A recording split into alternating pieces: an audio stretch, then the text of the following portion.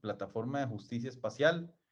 Esto es un esfuerzo, bueno, bienvenidos y bienvenidas a esta segunda sesión de este cuatrimestre del primero del 2023. Esto es Justicia Espacial. Nos pueden seguir en www.justiciaespacial.com. Un esfuerzo articulado y compartido entre la Universidad Veritas, Escuela de Arquitectura, entre los Atelier, la Asociación Nacional de Alcaldías e Intendencias y específicamente estamos trabajando con la Municipalidad de Alajuelita. Para esta agenda, perdón, ahí tengo un dedazo del 2023, lo que tenemos son una serie de conversaciones alrededor de los temas afines que vamos desarrollando durante el cuatrimestre. La sesión pasada nos acompañó Ingrid Quintana de Bogotá para hablar de justicia espacial. Hoy tenemos a Eduardo y a Pablo que nos van a estar hablando sobre cartografías críticas y algunas experiencias en proyectos que ellos han tenido. Ahorita les presento a nuestros invitados y ya les doy el espacio. Y luego vamos a tener otras sesiones, una con el colectivo A01 para hablar de participación. Luego va a estar Mínimo Común del Paraguay para hablarnos sobre prácticas y experiencias, y Natura Futura del Ecuador también para hablarnos sobre prácticas y experiencias. Bueno, el día de hoy nos acompañan Eduardo Peláez y Pablo Pedreros. Les voy a leer la biografía de ellos.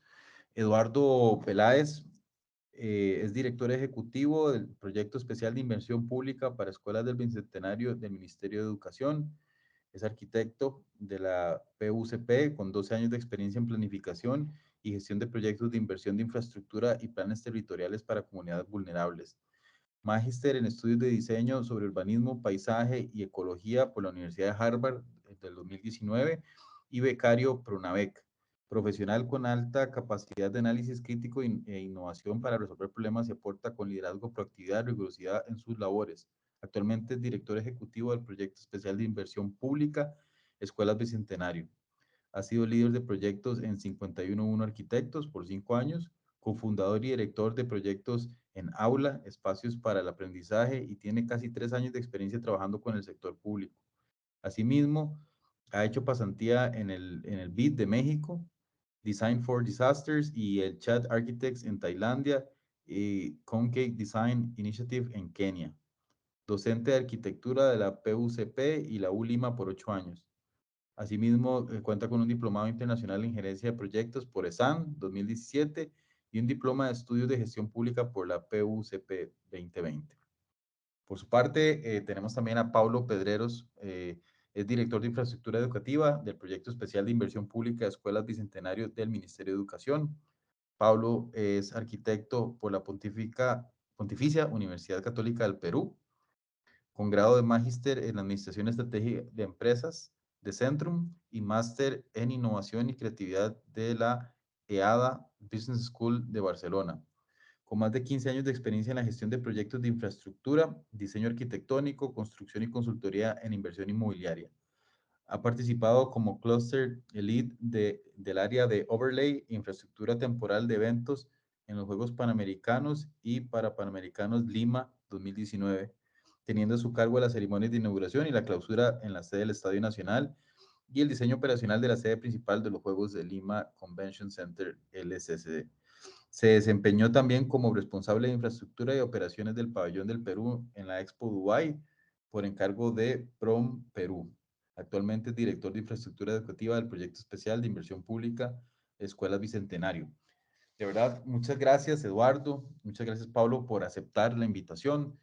Eh, y bueno, lo que voy a hacer ahorita, voy a hacer una breve introducción sobre el conversatorio de hoy y ya les doy el espacio para que por favor nos compartan todas sus valiosas experiencias y reflexiones. El evento hoy va a ser grabado como todos los que tenemos en línea. Ya acumulamos una biblioteca de charlas que rondan más de 50 en distintos temas y ya hemos tenido varias en este tema de interés hoy de cartografía crítica. Hemos tenido a Sarah Williams del MIT, a Juan Carlos Vargas de GeoAdaptive. En fin, hemos tenido una serie de personas que nos han hecho reflexionar sobre esto. Nuestra plataforma de justicia espacial es un esfuerzo articulado, el cual tengo el placer de dirigir, y que es un equipo robusto de arquitectas y arquitectos, especialmente, que nos han estado acompañando desde la plataforma en distintos frentes. El día de hoy, bueno, estoy yo, Mike, nos acompaña Marlene Rodríguez, que es profesora invitada, también tenemos a Alberto Medina, también profesor invitado, ambos arquitectos, y la arquitecta también Lucía Flores. Eh, y bueno, también bueno, hemos contado con la participación de Clarisa Quintanilla de Nicaragua, Eduardo Seche de Bogotá, Ingrid de Bogotá, Carlos Segura de Costa Rica, Alejandra Fernández Costa Rica y Sharon Salas también de Costa Rica, el director de nuestra Escuela de Arquitectura, el arquitecto Iván Delgado, Gabriel Visconti de Venezuela, el Estudio Haga y bueno, Alonso Gamboa, que también es profesor, arquitecto, y María Mena, Minche Mena de México, Colombia. Y obviamente el equipo de estudiantes que nos acompañan este cuatrimestre. Justicia Espacial es una plataforma que promueve agencias e intercambios comunitarios, multisectoriales y a través de las disciplinas. Creemos en una solidaridad empática, nos gusta compartir lo que hacemos, promovemos la participación activa y proponemos justicia. El día de hoy voy a hacer una muy breve introducción, poner unas ideas sobre la mesa para darle espacio a nuestros invitados y poder conversar un poquito alrededor de lo que se estuvo viendo. Edward Soja por ahí dice que ningún proceso social tiene lugar de manera uniforme en el espacio. Siempre habrán ciertas desigualdades en las geografías que producimos, que coproducimos. Entonces, ¿qué lectura podemos tener sobre estas geografías? ¿Qué mensajes nos envían los espacios? Aquí hay una imagen de Space Syntax haciendo análisis sobre asentamientos informales, analizando aspectos que tienen que ver con la accesibilidad. Y en esto existen muchas herramientas que nos permiten empezar a tener datos que nos permiten a tomar decisiones y también informarnos sobre cuáles son las fenomenologías que existen en un territorio. Y la pregunta es, ¿cómo la leemos esa geografía? ¿Cómo son estos procesos de espacialización? ¿Cómo se puede modelar empíricamente esta geografía? ¿Cómo se registra, se narra desde el punto de vista cualitativo? ¿Cómo construimos? ¿Cómo se informan? ¿Cómo se conforman en el tiempo? Esto es un ejemplo también de un estudio que hizo Sarah Williams del MIT con el Civic Data Design Lab acerca de la movilidad de Nairobi con dispositivos móviles en las unidades de transporte público informales. Otra pregunta importante cuando hablamos de cartografías críticas es, ¿quién cura estos mapas? Cuando se hacen este esfuerzo por levantar información y referenciarla o georreferenciarla, luego, ¿quién decide qué información y cómo se presenta? ¿Verdad? Para poder describir estas fenomenologías urbanas. Hay una organización, el Centro de Inteligencia Territorial de la Universidad Adolfo Ibáñez, que han hecho estudios súper importantes acerca de también piezas de infraestructura que son necesarias sobre el territorio. Y esto surge de un entendimiento territorial que nos hace abordar preguntas importantes de qué necesitamos, cualitativamente cómo lo entendemos y cómo lo podemos llevar a un sitio. Aquí hay un ejemplo también de otras formas de hacer cartografías, hacer correlaciones de los espacios y las historias que hay en sitio.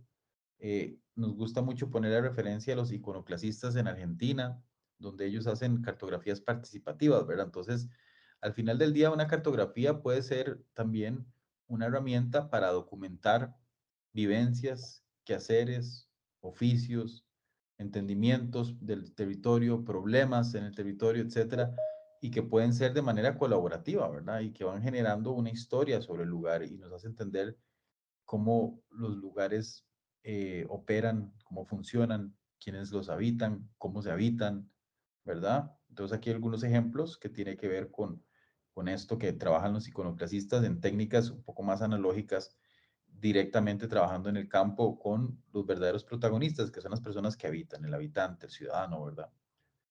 Y al final del día con las cartografías lo que buscamos es entender estas formas de espacialización, ¿verdad? Y estas formas de espacialización, hemos tenido algunas discusiones importantes al inicio del curso y hemos puesto como referencia las 5 formas de opresión de Iris Young, donde ella establece una herramienta de cómo se analiza las injusticias en el espacio a través de la explotación, la marginalización, la ausencia de poder, el dominio o control cultural y la violencia. Entonces, ella establece a través de su pentágono una forma de entender la inequidad, la injusticia en el espacio. Y esto puede ser, evidentemente, mapeado y explicado en un territorio.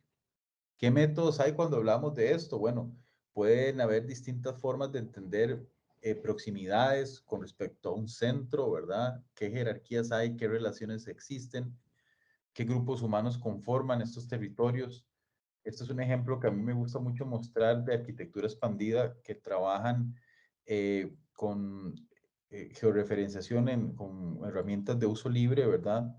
Donde van a través de múltiples capas contando una historia de problemas, de desigualdades, una historia de conectividades, de esfuerzos de activismo comunitario, de especulación inmobiliaria. Entonces, cómo a través de una serie de mapas que pueden trabajarse, por ejemplo, como en ArcGIS, vas estableciendo una secuencia, una historia que nos dice cómo funciona el territorio y cómo uno tal vez puede tener con las comunidades posibilidades de incidir de manera positiva en ese trabajo colaborativo, ¿verdad? Por otro lado, también esta imagen me parece importante del spatialjustice.org, donde ellos hablan de la importancia de identificar cuáles son esos retos que hay, qué objetivos pueden haber para enfrentarlos desde el punto de vista de recursos, qué datos se necesitan colectar para poder entender eso, se mapea y se analiza como una lógica. Y esto era algo que les mencionaba anteriormente del Centro de Inteligencia Territorial. Les recomiendo muchísimo esta fuente de la Universidad Adolfo Ibáñez en Chile, donde ellos han trabajado indicadores de bienestar territorial. Entonces definen el, pautas que tienen que ver con accesibilidad, componentes ambientales, infraestructura, aspectos socioeconómicos. Ellos establecen su herramienta que les permite hacer un diagnóstico y ver qué de esto hay y qué no hay para poder tener una posibilidad de incidir, para poder tener agencias sobre temas puntuales que se requieren trabajar en el territorio. Entonces, bueno, esto es nada más hacer una pincelada de algunas ideas que consideramos importantes a la hora de hablar de justicia espacial. De verdad, Eduardo y Pablo, muchísimas gracias por aceptar nuestra invitación. Ya les cedo el espacio y con muchas ganas de poderles escuchar y conversar en un ratito alrededor de estas ideas con nuestros estudiantes. Entonces, ya aquí voy a dejar de compartir y les cedo el espacio. Muchas gracias.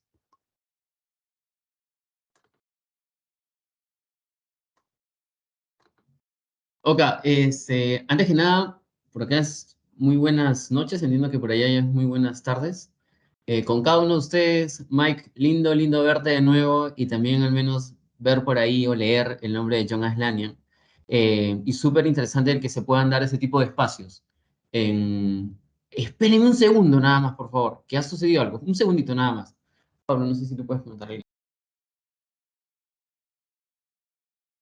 No,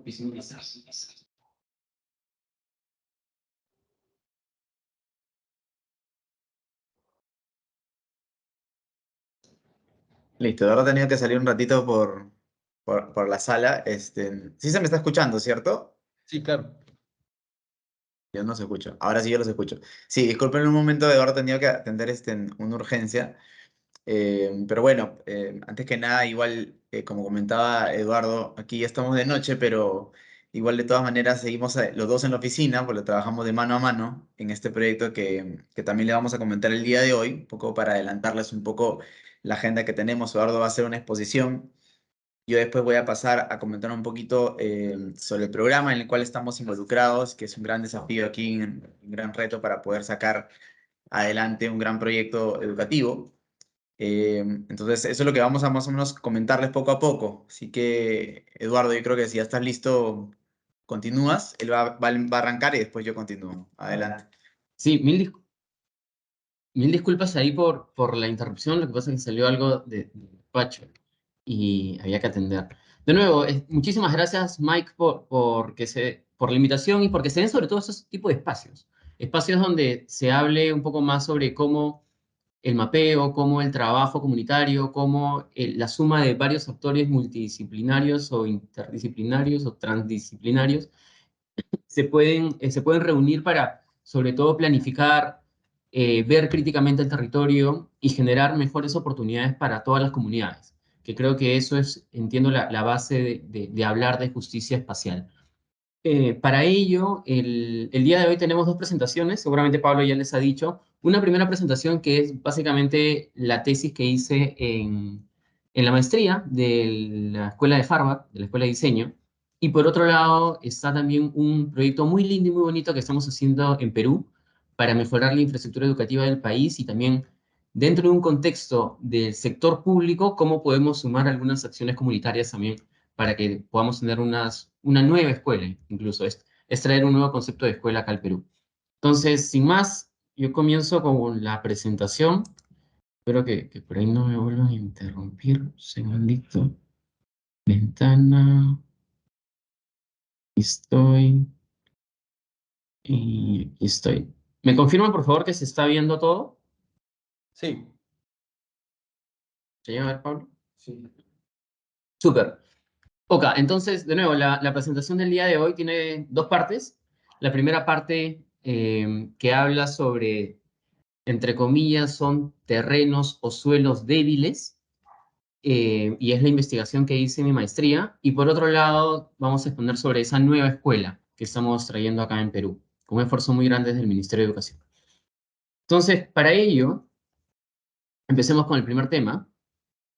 Y en el primer tema, antes de mostrar los detalles de esa primera investigación, quería mostrar una foto muy bonita porque fue una foto que la tomamos ese año en el que estuvo Mike en el GSD, en la maestría en Harvard, como profesor visitante, y moviéndonos un grupo muy grande de estudiantes, de un par de profesores visitantes, incluso desde una de las cabezas que teníamos en la escuela de diseño, como John Aslanian, que lo he visto por ahí, sacamos Informal Means, que era un foro o un gran espacio de discusión donde se traían a Harvard, a la academia principal, entre comillas, muchas prácticas que se han dado en Latinoamérica, donde se resalta el trabajo comunitario, donde se resalta el poder tener un máximo impacto, pero generalmente con muy pocos o mínimos recursos. Y algo que me gustaba muchísimo es que se empezaba a generar como un patrón de diseño latinoamericano que lo resaltamos ahí en Harvard. Y ahí seguramente pueden ver a Mike con Pura Vida que está al medio. Y esto lo relaciono también con algo que hace unos minutos estaba hablando Mike, que tiene que ver con cómo leemos los mapas, ¿no? Y un mapa que seguramente todos los latinoamericanos lo conocemos es este de Joaquín Torres, que se hizo hace unos muy buenos años atrás, donde nuestro norte es en verdad el sur. El sur es lo que pasa si empezamos a voltear el mapa y lo vemos de otra manera. Y creo que de eso se trata, de cambiar la narrativa que nos dan los mapas o quienes diseñamos mapas, podemos cambiar ese contenido, percepción, mensaje hacia la audiencia. Y con ello es que ya se está generando un gran impacto para cambiar ciertas perspectivas o a veces nociones preconcebidas y poder traer a la mesa otro lenguaje, otra manera de entender el territorio y sobre todo entendiendo las voces del otro, entendiendo qué es lo que me dice el otro para poder generar ese mapa y no hacer un mapa desde mi propia concepción nada más individual, sino es recolectando información del territorio.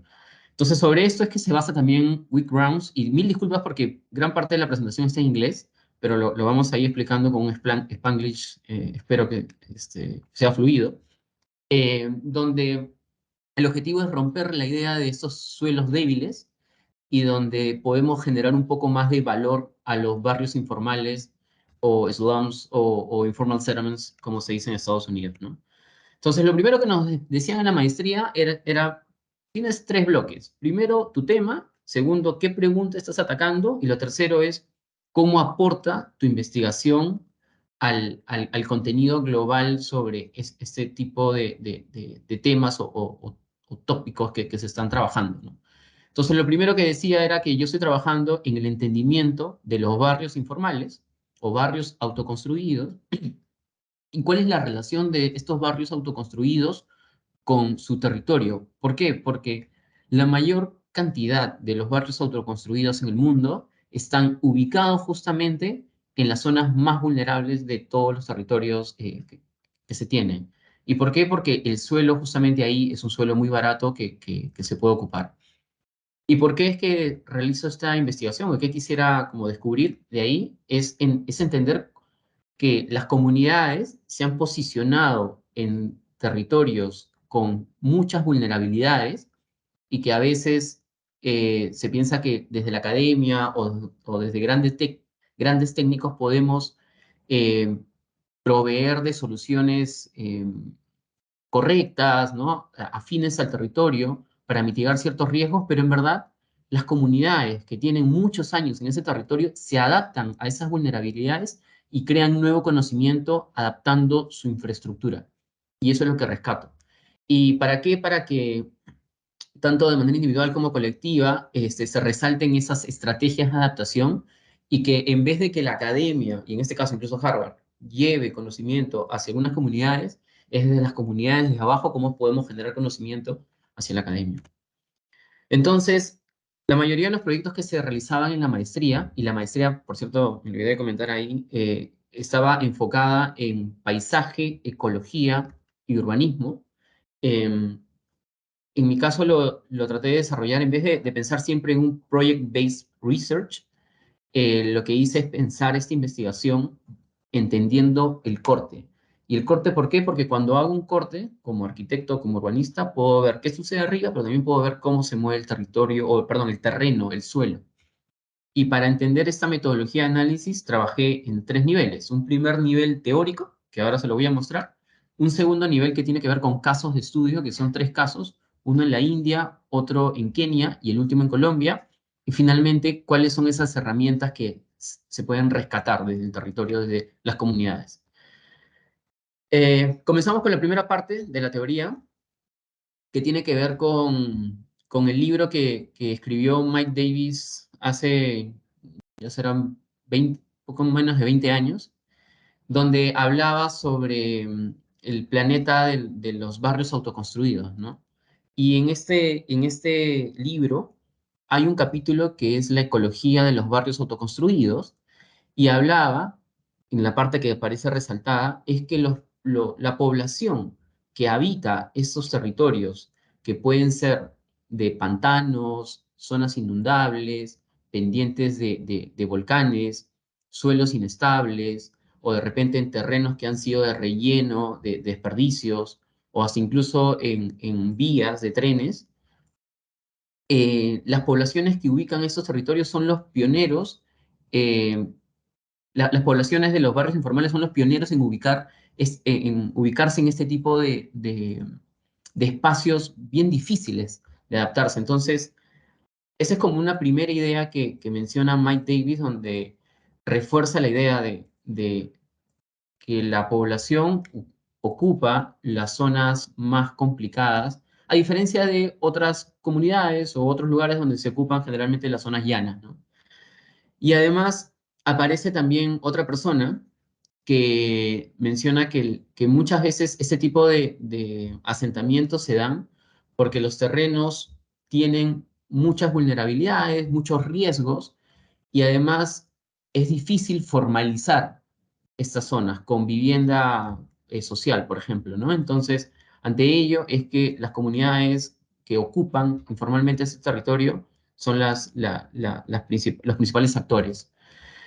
Y ok, habiendo entendido que siempre se hablaba del término slum en Estados Unidos, lo que hice fue, ok, vayamos a la base primaria de qué significa un barrio autoconstruido, ¿no? O slum en Estados Unidos, o en inglés. Y lo que nos dice Wikipedia, que es la base primaria, dice que los slums generalmente están ubicados en las zonas más vulnerables a los desastres naturales, como por ejemplo las inundaciones o los deslizamientos de tierra, ¿no? Entonces, de nuevo, hasta incluso en la página más básica que un estudiante de primaria puede buscar, de primaria, de colegio puede buscar, este tipo de significado resalta. Y del mismo modo, si pasamos de Wikipedia a Google y colocamos slums o barrios informales, o barrios precarios, me parece que se les dice en Costa Rica, se encuentran todo este tipo de imágenes, ¿no? Y este tipo de imágenes están relacionadas principalmente con la crisis, pobreza, la falta de servicios, así incluso se habla de microfinanzas, se habla de estudios sociológicos, se habla incluso de slum clearance, que es cuando se arrasan por completo todos los barrios autoconstruidos, se hablan de los problemas de salud que te generan estos barrios. Básicamente se habla siempre en términos negativos y la narrativa siempre es muy negativa, que hasta se podría decir que es como hay una ausencia de todo, ¿no? Todo lo peor que puede pasar está en este lugar. Y hay una frase que me acuerdo clarito que la estaba leyendo en la biblioteca cuando estaba haciendo mi investigación y me marcó. Y esta frase es la frase de Mike Davis en su libro Planet of Slums, que dice, Slums begin with bad geology, que los barrios autoconstruidos comienzan con una geología muy mala. Entonces, ese preconcepto ya genera una posibilidad de pensar, oye, pero si tienen una mala geología, ¿cómo es que durante muchos años los barrios autoconstruidos se han ido consolidando en esos lugares? Y también importa mucho hablar de quién te dice eso, porque lo puede decir un académico, pero sin embargo, ¿es realmente una mala geología o es que hay otros elementos detrás que son definiciones técnicas y que por eso es que se tiene que buscar siempre como el territorio óptimo? Entonces, ante ello, mi investigación acá ya arranca, que es entender cómo es que operan y habitan las comunidades en esos territorios que son que tienen muchas complicaciones o muchas vulnerabilidades, ¿no? Y para ello, habría que también entender otro tipo de narrativa, porque una narrativa es la de Mike Davis, pero tenía por otro lado mis héroes, y mis héroes eran Patrick Geddes, John Turner y Alan Main. Patrick Geddes, seguramente todos ubican el Valley Section, donde se ve justamente esa relación que tienen las personas con su environment, con su medio ambiente. Entonces el pescador está cerca a un pantano y los elementos locales que tiene los utiliza para recolectar algún tipo de función o producto que tenga cerca. Del mismo modo que las personas que viven en el altiplano o viven en zonas en pendiente tienen otro tipo de recursos y con esos otros recursos se adaptan en el territorio. En el caso de John Turner, para mí era clave pensar que la autoconstrucción era una forma de agencia o una forma de generar valor. Y lo último es generar una narrativa contraria a la típica narrativa de los barrios autoconstruidos como algo negativo, sino empezar a pensar de repente si es que existe algo positivo. Y después de esto, algo rápido también que para poder analizarlo había que hacer secciones, una composición del suelo, había que entender cómo se ubican los barrios informales y también entender las vulnerabilidades de estos. Y aquí ya hay un listado rápido de los barrios informales que se ubican cerca a riberas de ríos, a pantanos, a zonas donde incluso se botan algunos químicos, las vías de tren, o de repente ocupan esos edificios que han sido abandonados en alguna construcción y pueden estar ahí por muchos años, como pasó, por ejemplo, en Venezuela, con un reportaje que hasta incluso sacó, que ha sacado, ay, no me acuerdo su nombre de este señor, pero salieron reportajes donde ocupaban edificios públicos que fueron abandonados durante mucho tiempo y ahí se creaba una sociedad, ¿no? Y hasta incluso riberas pendientes de algunas laderas. Estos son como los escenarios típicos. Y ante eso también identificamos a nivel mundial cuáles podrían ser llamados los barrios informales, pero no desde mi punto de vista, sino desde un punto de vista académico. Y ante ellos se sacaron 30 barrios informales a nivel mundial, donde se hablaba de la población, se hablaba de cómo es su ocupación o qué espacios ocupan, y también cuáles eran sus vulnerabilidades, ¿no? Uy, cuáles eran sus vulnerabilidades. Y lo que me puse a pensar en ese momento es, ya, ¿y qué sucede si empezamos a ver, no solamente con un listado así en Excel, sino los vemos en territorio? Y algo que siempre nos dicen en la academia es que el Global South ahí aparecen los barrios informales. Pero cuando ubicas cada uno de estos barrios, te das cuenta que no es Global South, que en verdad estos barrios informales están entre los trópicos, entre el trópico de Cáncer y el trópico de Capricornio, y en ese bloque es que se desarrollan todos los barrios, la mayor cantidad en todo caso de los barrios autoconstruidos. Pero como les había mencionado, mi investigación va hacia el corte, entonces vayamos al corte.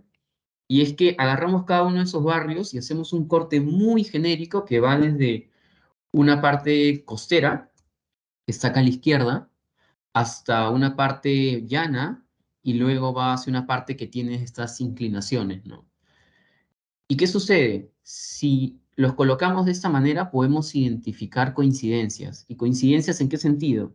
Coincidencias en que tengo unas zonas que están cerca a superficies de agua y acá Makoko en Nigeria o Dharavi en India tienen condiciones muy similares. Por ejemplo, si hablo de wetlands o swamps, tengo en Uganda una zona en Lima Metropolitana, por acá cerca, la zona de Delicias en el sur de Lima, o en India, en Kolkata, un barrio. Entonces, así se empezaban a generar distintos categorías de ocupación de territorios y se generaban muchas coincidencias a nivel mundial. Una que me gustaba un montón, y esta era la que me había olvidado, que eran estos edificios construidos pero abandonados y que luego eran ocupados, como por ejemplo la Torre David, que fue ocupada más de 15 años, creo, en Caracas, Venezuela, o una torre que es el Ponte Tower en Johannesburgo, en África, o otra en el viejo Cairo. Incluso acá en Lima tenemos en Miraflores, que es la zona como más pudiente de Lima Metropolitana, un edificio abandonado donde ha sido ocupado y ahora es normalizado todo. Y así continué con cada una de estas investigaciones por territorio. Y la conclusión es esta, que podríamos dividirlo en tres grupos. El primer grupo tiene que ver con suelos húmedos o wet grounds, que están relacionados con riberas de ríos, pantanos, áreas costeras o áreas que tienen una superficie de agua cercana. Otro que tiene que ver con waste grounds, que son básicamente suelos rellenados. Acá se utiliza mucho eso. Y que han podido ser montañas de desperdicios o áreas rellenadas o hasta incluso chemical dumps. Y el último tiene que ver con steep grounds, que son superficies inclinadas. Y estos steep grounds tienen que ver con laderas o incluso pendientes de volcanes. Pero estas superficies actualmente, si están así, no hay mayor problema. El problema viene realmente acá, que es cuando se genera, cuando llega una superficie de agua o una precipitación a estos lugares. ¿Y qué significa? Cuando llega la lluvia, ¿qué genera? Hace que los wet grounds, específicamente si tengo acá un suelo y acá al costado una superficie de agua, la superficie de agua va a crecer o la napa freática va a hacer que por debajo aflore el agua y eso va a debilitar el suelo. En la zona de waste grounds tenemos la subsidiencia, que hasta incluso yo recién lo aprendí esa palabra primero en inglés y después en español, que es cuando el suelo se debilita y hace que el edificio que está arriba se hunda. ¿Y eso por qué? Porque cuando llueve pierde la capacidad de soporte del suelo y hace que esto cada vez se vaya hundiendo un poco más. Y en el caso de las pendientes, cuando tienes la lluvia, te genera acá lo que se llama es el huaico, pero es deslizamiento de lodo, ¿no? Entonces, ese era el contexto que quería investigar y para ello utilicé tres referencias, una por cada tipo. En wet grounds me fui a Dharavi, en Mumbai, que es el barrio autoconstruido más grande de la India. En waste grounds me fui a Kibera, que es una de las zonas donde se trabajó una comunidad encima de una zona de relleno. Y en el caso de steep grounds, que eran deslizamientos de lodos, fui a la Comuna 3 en Medellín. Para esto me gustaría comentar también que yo como estudiante era casi una persona con muy poco conocimiento en los territorios que iba a investigar y para mí será clave que en cada territorio que vaya pueda estar contactado con una ONG o con un grupo de especialistas y de la comunidad que son los que saben principalmente qué pasa en ese territorio y con todo ese conocimiento era que yo empezaba a rescatar algunas cosas. Entonces, paso rápidamente acá lo de cada uno de los casos para que se pueda entender. Este es el río, el Miti River en Mumbai. Y esta zonita que está acá con techitos azules chiquitos, que son plásticos, es el espacio de Dharavi en Mumbai. Este es un detalle mucho más cercano. Pasa algo sumamente interesante que lo que aparece acá a la izquierda, que se ve como una calle, parecería calle, pero en verdad no es calle, sino es una desembocadura de un río. Y en verdad las calles están por dentro, sino que como están tan pegadas unas con otras, no se pueden ver desde una foto aérea. O sea, incluso había, me acuerdo, calles de 60 centímetros nada más, que había que pasar así como de costadito, como bailando el meneíto por ahí. Y para esto, para trabajar acá, trabajé en 3 tipos de fuentes, que fue una recomendación de mi advisor. La primera tenía que ver con archival work, que es básicamente investigar un montón sobre qué pasó en ese territorio hace muchos años atrás y si siempre fue así. Lo segundo es ver de otra manera el territorio de Dharavi y entender que existen otras relaciones simbióticas y ecológicas alrededor. Y el último tiene que ver con fieldwork, que fue cuando llegué al lugar, yo no hablé directamente con alguien, sino que a través de alguien se pudo hablar en hindi y entender qué acciones tomaban las comunidades, en este caso para proteger sus viviendas cuando subía el río, ¿no? Y esa es la primera parte de Archival Work. Puede verse como súper raro, súper extraño, pero antes, y este es un corte pequeño, a ver, lo quiero hacer acá. Este es como, no sé si llegan a ver la mitad de la hoja blanca y la otra mitad con la foto, es como si el corte pasase por acá, por el medio. Entonces, hacia un lado tengo la comunidad y hacia el otro lado tengo el río.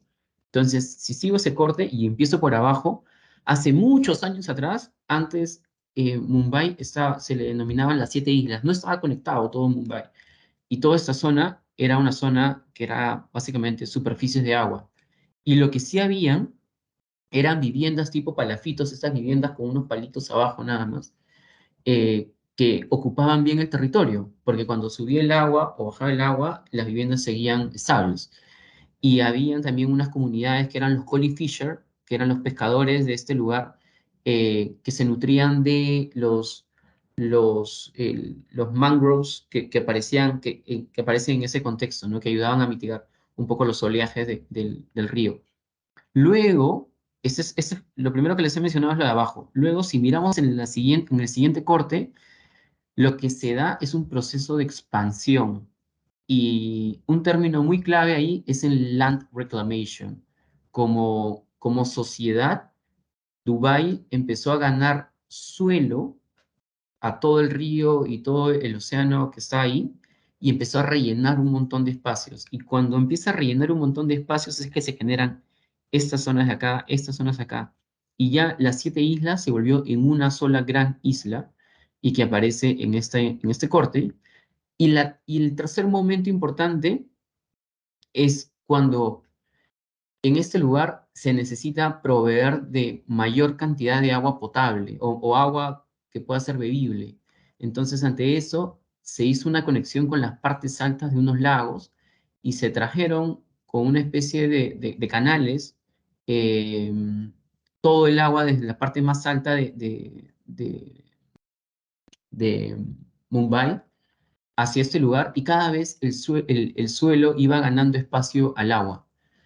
Y este es el último corte donde ya se empieza a normalizar muchas cosas. Se generan las acequias con todas esas construcciones gigantescas, se arman los aeropuertos. Básicamente se llena todo el territorio y se llena todas las superficies de agua. Y si tuviésemos que hacer un corte por acá, o sea, si estoy en Mumbai y me pongo a hacer un hueco, casi yendo hacia el otro lado del mundo, podría entender como todos estos niveles, ¿no? Aquí estaba las 7 islas, luego Land Reclamation, luego se dio esto lo de los Lake Reclamations, que es la reclamación de los lagos, y lo último, el bloque de neocolonialismo. Y este es el segundo espacio que si empiezo a ver Dharavi de otra forma, no de la forma típica como si fuese un barrio autoconstruido, sino empiezo a entender cuáles son sus ciclos de, de, de sus ciclos ecológicos en Dharavi, entenderé que en Mumbai lo que tenemos es los vientos monzones y las lluvias monzones. en unas zonas, en unos momentos específicos que es durante el verano. Entonces, en ese momento, el tiempo, los vientos, la fauna y la flora empieza a cambiar totalmente, donde en algunos casos, y acá lo he puesto como si fuese algo cíclico, este primer anillo tiene que ver con los meses, el siguiente anillo tiene que ver con cómo el suelo va cambiando de color, porque cada vez hacia la parte derecha aparecen más lluvias. Las cositas estas que están en color celeste es la cantidad de precipitación que se tiene durante el año, por eso que se puede entender que desde mayo hasta cerca de octubre es que se tiene la mayor cantidad de precipitación y en julio es que se da el tope máximo.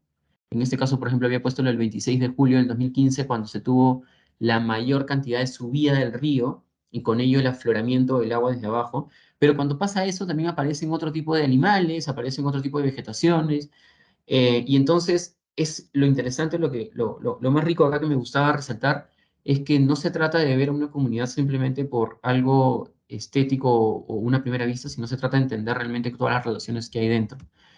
Y lo último es siguiendo con ese corte, ya acá fue un trabajo de field work, de trabajo de campo, donde si estoy en el Mithi River, todavía existen los pescadores que son los collie fishermen que recolectan algunos peces, luego está la zona de los mangroves, luego aparecen estas calles súper chiquitas, súper pequeñitas, y acá había identificado algunos valores potentes, y los valores potentes están, bueno, cito tres al menos.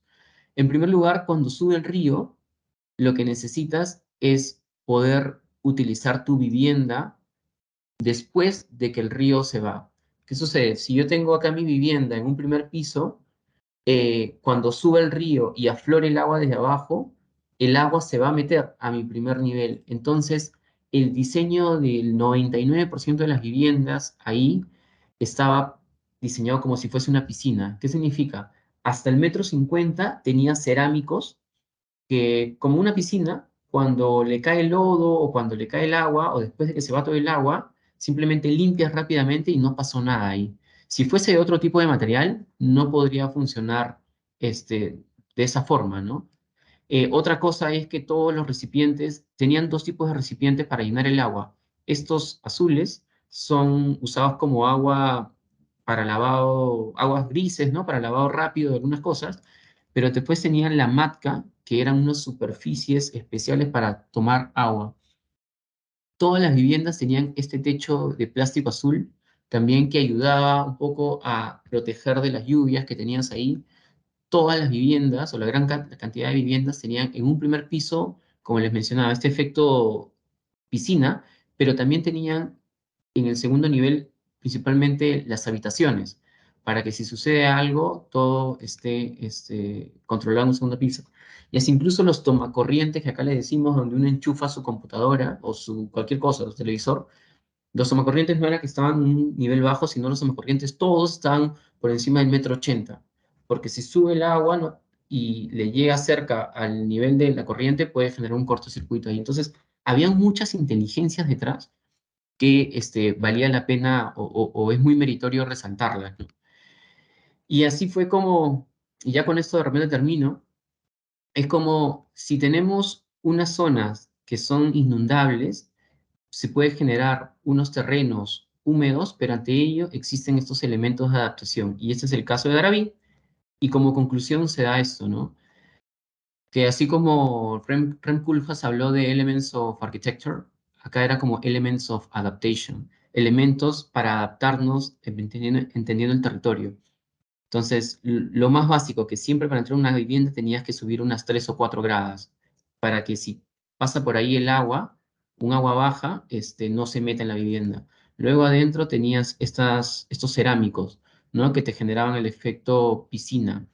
Todas las viviendas tenían esta escalera súper empinada como de yate para subir rápidamente para acá. Todas las viviendas tenían estas coberturas con los plásticos, porque de los plásticos salió una manguera que te llenaba acá el barrilito este azul. E incluso el plástico de arriba lo utilizaban como base en la fundación o en los cimientos de la base de la casa, de la vivienda. ¿Por qué? Para que ayude a proteger de la humedad. Entonces se generaron como un montón de inteligencias en la fundación o en las bases del terreno, en las gradas, en los pisos, en los temas eléctricos que les mencionaba, que se subían estos outlets un poco más, en las escaleras, en cómo recolectabas el agua, en los techos, y hasta en un sistema de alertas que había por varios puntos estratégicos estos megáfonos para avisar cuando tenías la inundación. Entonces, estas inteligencias eran lo que a mí me parecía mucho más valioso y que esas inteligencias empiecen a informar hacia arriba, hacia la academia, ¿no? Que generalmente ese es el proceso contrario. Y ya acá, con esto termino rápidamente. Esto lo mismo pasó en Nairobi, en Kibera, el mismo proceso donde se entendía cómo fue evolucionando a través de los años, cómo se desarrolla ahí el proceso del territorio con las precipitaciones y también entender cómo era la relación entre el suelo y las comunidades, ¿no? Algo que me parecía loquísimo y súper bueno es que a veces, por ejemplo, acá podemos pensar de que como tengo un terreno y coloco una losa de concreto, coloco un piso de concreto, ¿no? Ahí lo que hacían era, ubican estas cajas de plástico de Coca-Cola o estas cajas de cualquier tipo de marca, en verdad, donde llevas botellas de cerveza o lo que sea. Esas cajas se ponían abajo para que te ayuden para infiltrar la humedad y ayudaban a mejorar la resistencia del suelo. Y luego habían kioscos de agua donde también uno podía ir a recolectar el agua para que pueda utilizar en su vivienda. Y de nuevo, se generaban como un montón de inteligencias en ese territorio. Otro punto es que el suelo, como está lleno de, podemos decir, de relleno, el suelo podría estar contaminado. Entonces, hasta se armaban, en vez de tener tuberías subterráneas, se armaban tuberías aéreas, ¿no? Y esas tuberías aéreas garantizaban de que el agua no se contamine en algún momento, si es que se llegan a pinchar, porque generalmente se pinchan y te jalan por ahí agua. Entonces, de nuevo, se generaron un montón de inteligencias que valía la pena rescatar, ¿no? Y con esto ya termino, que en Medellín lo mismo sucedió con algunas identificaciones. Acá me acuerdo que me apoyó muchísimo Cacho Echeverry, que seguramente también ha estado acá en las charlas. Y con esto termino, que son las conclusiones, ¿no? Si podemos volver a ver el corte total, hablaremos de wet grounds, waste grounds y steep grounds, pero en cada uno se pueden generar elementos de adaptación, que lo que yo he hecho ha sido una investigación en un territorio, pero si lo escalamos esto en una proporción mucho mayor mundial, rescatando las valiosas adaptaciones de las comunidades en sus territorios, creo que hasta se podría armar un gran libro sobre eso. Un gran libro que te hable como este catálogo de conocimiento local para mitigar los riesgos que se tienen en el territorio. Y acá simplemente como una secuencia de imágenes de lo que se vivió en cada uno de esos espacios, ¿no? Y me gustaría también resaltar que, como les mencionaba, ¿no? Yo era un externo en un lugar donde las comunidades están muchos años. Entonces sí me hacía falta y me parecía justo que se escuchen las voces también de técnicos locales, como por ejemplo ahí en Daraví me acompañó URBS, en Quivera con K-Design Initiative, que es KDI, y en la Comuna 3 Urban EAFIT, ¿no? Y eso es lo último. Bueno, y esto fueron preguntas que salieron también, por si acaso, en mi explicación. Esto fue como una explicación total de cómo ha sido la evolución del término slum a nivel mundial. Y esto con lo que terminé, y me acuerdo que me quedó pendiente mostrárselo a un profesor, porque siempre la retórica es, oye, estos son barrios, asentamientos informales, estos son invasiones, estos son, casi que la terminología es muy negativa, pero sin embargo, lo que hay que pensar es que son barrios autoconstruidos en los terrenos más difíciles y ante ellos se debería evaluar de otra forma. Y aquí sigue lo del PEI, y le doy pase a Pablo ahora. Cierro por acá. Listo.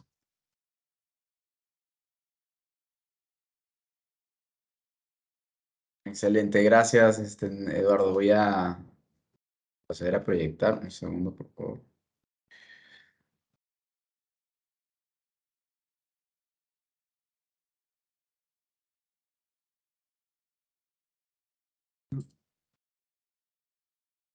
Acá estamos. ¿Me confirman se ve? Sí, se ve. ¿Sí?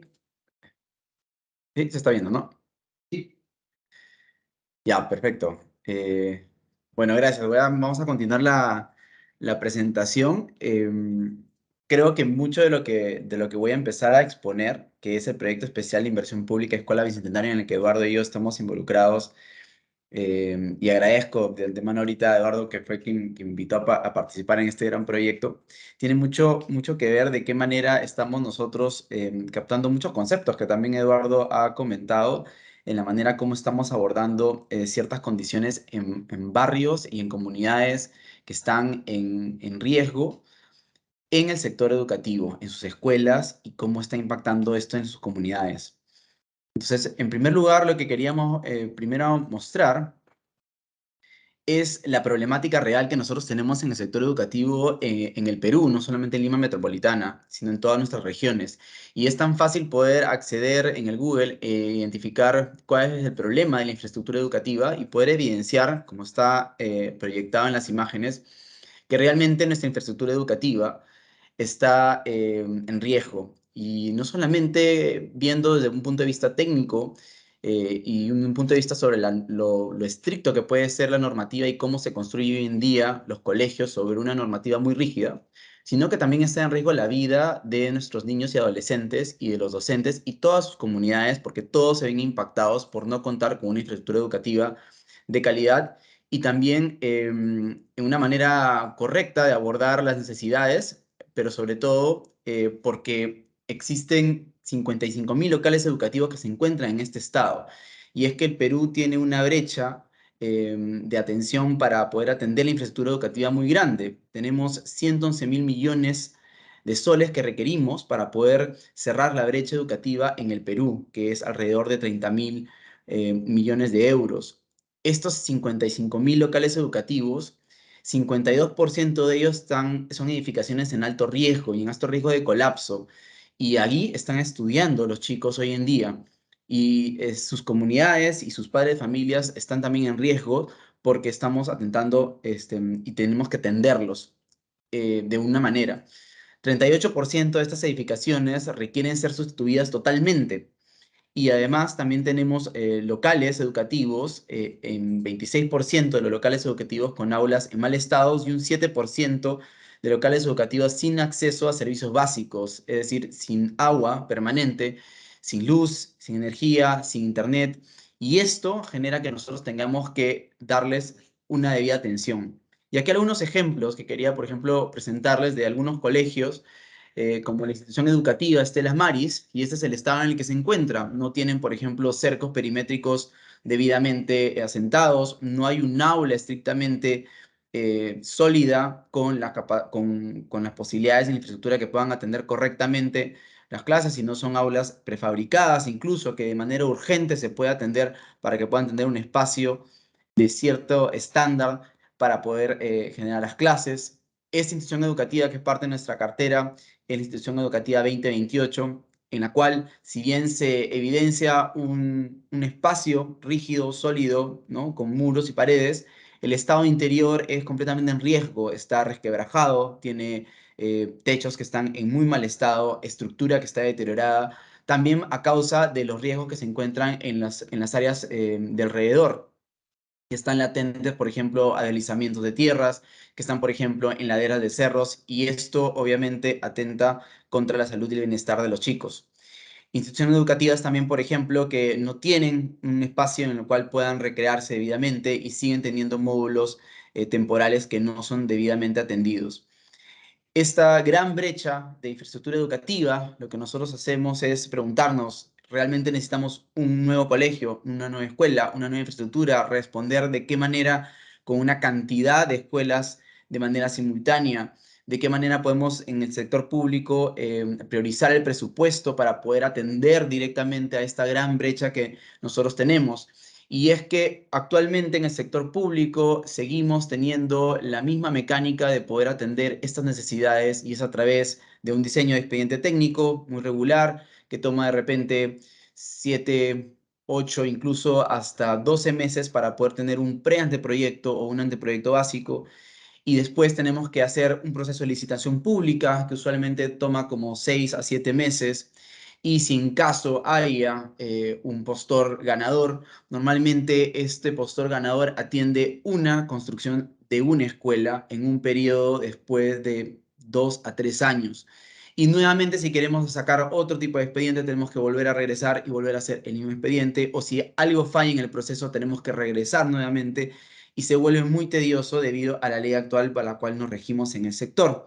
Y es así como nace el proyecto especial Escuela Bicentenario, como una plataforma en la cual nosotros podemos romper toda esta mecánica tan burocrática y densa que tiene nuestro sector, y lo hacemos a través de un primer proyecto especial de inversión pública, en vista que hay una ley y un modelo que se ha adaptado en el Ministerio de Economía y Finanzas, en el cual, bajo ley, para atender las urgencias de ciertos sectores en el país, se establecen este tipo de proyectos especiales. Y nosotros, como primer proyecto especial, se implementa en el sector educativo bajo un marco de un decreto de urgencia, ¿no? Para que constituyamos nosotros como una unidad ejecutora adscrita al Ministerio de Educación y que busquemos los financiamientos 100% por recursos públicos, porque ese es el reto, hacer algo desafiante en corto tiempo, con recursos propios y que podamos nosotros romper y garantizar, cerrar esa brecha de infraestructura en un corto y mediano plazo. Pero también necesitamos tomar acción sobre eso porque eso no es suficiente. Entonces, lo que hemos propuesto es que bajo este decreto de urgencia nace un acuerdo gobierno a gobierno. Es decir, suscribimos un acuerdo entre Perú, el Reino Unido, con una asesoría técnica especializada también del gobierno finlandés, en el cual se constituye un grupo de personas que nos permiten transferir conocimientos e implementar las mejores prácticas internacionales para gestionar programas de infraestructura de esta envergadura. Y en tercer lugar, implementamos dentro del sector público y de la manera como gestionamos las inversiones, el dinero de todos los peruanos, un nuevo modelo. Y es un esquema especial en el cual implementamos una PMO, es una oficina de gestión de proyectos, implementamos una metodología BIM en todos sus niveles e implementamos contratos estandarizados con la asistencia técnica del Reino Unido y acompañándonos con ellos. Estas tres acciones lo que generan es que nosotros podamos constituir una cartera de 75 escuelas, que es la cartera de Escuelas Bicentenario, para atender alrededor de 114.000 estudiantes. No es suficiente, pero estamos dando un gran paso para poder atenderlos en 9 regiones, en 21 distritos de Lima, atendiendo una cartera de 5.820 millones de soles. Y lo que hemos logrado es paquetizar en 9 sectores, en 9 paquetes de escuelas, en diferentes regiones del Perú y en Lima Metropolitana, diferentes escuelas e instituciones educativas que pueden ser atendidas a tiempo en un periodo corto de tiempo, con diseño y construcción de manera en la cual nosotros podamos abordar y lograr un servicio educativo de calidad para el año 2024. ¿Dónde nos hemos ubicado? Todos conocerán, el Perú es un lugar que tiene diferentes estratos de niveles bioclimáticos. Entonces, hemos tratado de abordar con una cartera de atención inmediata, debidamente justamente por atenciones en escuelas que estaban primero debidamente saneadas, es decir, que tenían títulos de propiedad, que estaban debidamente inscritas en registros públicos en Lima para poder garantizar el acceso al terreno de manera inmediata, y también en diferentes puntos de atención, y hemos abordado regiones como Ucayali, que es una región selva, regiones como Junín y Cusco, que son regiones en sierra, región Puno, que son sierra y heladas, y otras regiones en el norte del Perú y en Lima y Callao. Y lo que buscamos nosotros es realizar una infraestructura adecuada a esas condiciones bioclimáticas en costa, sierra y selva. Y lo hacemos a través de catálogos técnicos, en los cuales se han desarrollado ya previamente en una preinversión, en un estudio previo. Y de esa manera, nosotros lo que hemos desarrollado son 5 catálogos. Y ese es nuestro punto de partida sobre el cual nosotros empezamos las licitaciones para buscar a los contratistas que diseñen y construyan las escuelas. Un catálogo de costa lluviosa, Un catálogo en sierra, en selva y en heladas. Y de esa manera nosotros podemos definir parámetros y lineamientos de cómo la infraestructura tiene que ser correctamente abordada en cada uno de estos bioclimas. ¿Qué es lo que ocurre de manera siguiente? Nosotros lo que hacemos es implementar diversas facilidades a través de este nuevo modelo. Y hemos resumido estas facilidades en 5 y brevemente las paso. Primero, como comenté, tener una asistencia técnica especializada. Esta asistencia técnica especializada lo que nos va a brindar es las mejores prácticas para poder ejecutar toda la cartera de proyectos. En segundo lugar, instalar la oficina de gestión de proyectos para implementar herramientas, estrategias y poder tomar así las mejores decisiones de cada uno de los proyectos. En tercer lugar, implementar la metodología BIM como un modelo único para poder ver toda la información de la edificación en un único espacio accesible, en un entorno común de datos que pueda permitir tener un control de los costos, porque es muy importante para la gestión de las inversiones, sino también poder abordar otros tipos de aspectos adicionales que podamos nosotros brindar también a la comunidad para una correcta gestión de la infraestructura. En cuarto lugar, hacer uso de contratos estandarizados que actualmente en el Perú se han venido usando, no es la primera vez, pero nosotros innovamos con un nuevo tipo de contrato para aterrizado puntualmente al tipo de cartera que tenemos. Y finalmente usar herramientas de información que puedan ayudar a la correcta gestión, ¿no? Configurar sistemas para poder estandarizar y sistematizar todas las gestiones de costos, riesgos, cronograma, diseño, entre otros. La PMO como oficina de gestión de proyectos, o gestión de programa, se establece 6 pilares. Primero, tener un marco de gobernanza adecuado para poder aplicar niveles de validación, niveles que recopilen y comuniquen la información de manera adecuada y se pueden tomar decisiones oportunas y así poder garantizar el éxito de toda la cartera de proyectos y su ejecución. En segundo lugar, nuestra PMO asegura y da un soporte adecuado a las direcciones de línea, como la Dirección de Infraestructura y otras direcciones. Estandariza también diferentes tipos de planes, metodologías y herramientas y guías para poder usar de manera ágil todo lo que nosotros tenemos previsto para ejecutar. Genera una serie de reporterías para poder nosotros también informar los avances y también las gestiones que estamos haciendo de las inversiones en el Perú hacia externos o también hacia nosotros para poder articular con todas las partes interesadas externas como el ministerio, como el MEF, como gremios, etc. Tenemos también un plan de transferencia de conocimiento que lo que busca es prestar un aprendizaje formal y social y esto permite a nosotros, a todos los colaboradores del PIP, generar mayores capacidades y poder tener continuidad también de poder llevar a cabo otros tipos de programas de este calibre, teniendo ya conocimientos y también aplicándolos en la cancha, ¿no? Haciendo el diseño y haciendo la gestión de todo lo que involucra gestionar una cartera de este tipo. Y finalmente un legado, porque lo que busca nuestra oficina es generar información que pueda ser replicable y que pueda también brindar mejoras no solamente al sector, sino también a otros sectores y de esta manera nosotros poder replicar correctamente este modelo que estamos implementando. Y en el caso del diseño, nosotros, junto con la asistencia técnica especializada, estamos promoviendo innovaciones y nuestras innovaciones a nivel de diseño se sostienen en 5 pilares. Pero previo a esto sí me gustaría detenerme un poquito porque más allá de lo que nosotros brindamos como innovación en conjunto con la asistencia técnica, parte también de entender de que la normativa educativa tiene un tipo de regulación que si bien no nos alejamos de ella a la hora de diseñar, porque tenemos que regular de todas maneras dentro de ese marco, se aborda el diseño usual de las escuelas de una manera muy estricta y demasiado regulada.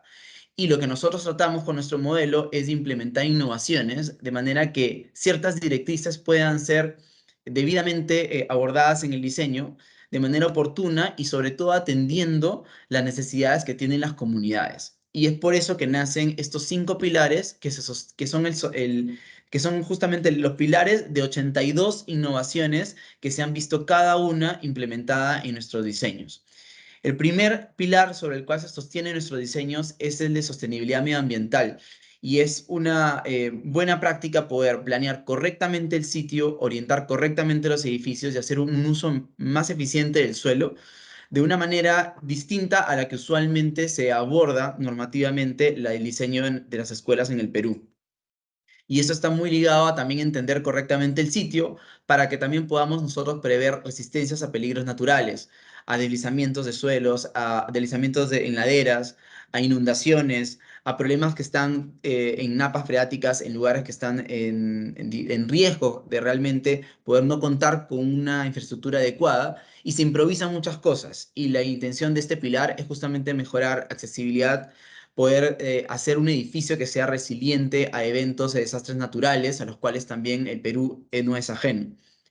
Nuestro tercer pilar es clave y es muy importante, que es el de inclusión y comunidad, y es la búsqueda de poder reforzar que nosotros hagamos un diseño con con una identidad, abocados a escuchar a las comunidades, recoger información de ellas y poder nosotros implementarlas en el diseño.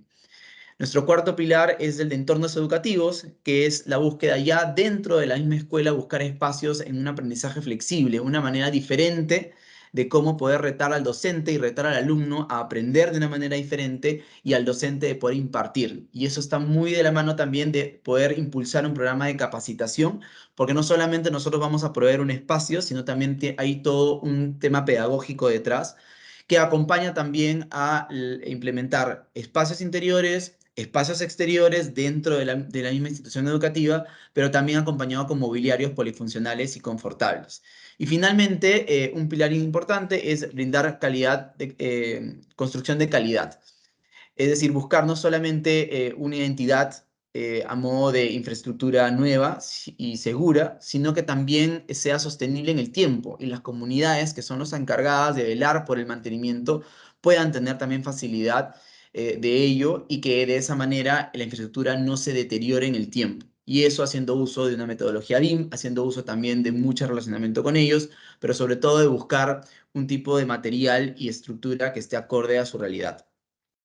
De esta manera, nosotros lo que buscamos no es una escuela convencional, sino es una nueva escuela con espacios abiertos a la comunidad. Es decir, buscar que no solamente ese concepto y pilar de inclusión y comunidad se dé en la infraestructura, sino también se dé hacia toda la comunidad, con espacios que puedan ellos usar fuera de las aulas y fuera del horario académico. Proponemos también que se innove espacialmente espacios polifuncionales, ¿no? Con paredes abatibles, con muebles móviles, que faciliten un tipo de aprendizaje distinto. Y de esa manera se puedan crear espacios de aprendizaje al aire libre, en los techos de los pabellones, o también en los patios, o en diferentes espacios alrededor de ellos. Y la manera como estamos nosotros poniendo en práctica eso, quería comentarles una pequeña experiencia de qué manera abordamos junto con la asistencia técnica especializada, y ya hoy en día en la práctica con los contratistas y las casas de diseño. Quería comentar y poner como ejemplo una institución educativa que estamos diseñando actualmente en San Juan del Lurigancho. Entonces, este está dentro de un paquete que es el paquete 2, ¿no? Son 14 instituciones educativas en el distrito de San Juan del Lurigancho.